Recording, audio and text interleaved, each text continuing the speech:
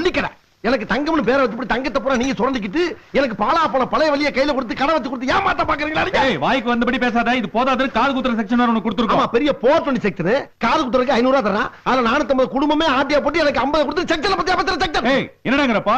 என்னடா நீ? ஒட்டு வேணா உறவு வேணா, பேசாம சொத்த பிரியா. சொத்தா? என்ன சொத்து? என்ன சொத்தா? பொள்ளாச்சில 80 ஏக்கர் இருக்குல்ல, அதுல 40 ஏக்கர் நீங்க வச்சுக்க, 40 ஏக்கர் என் கையில கொடுங்க, போய்கிட்டே இருக்கேன்.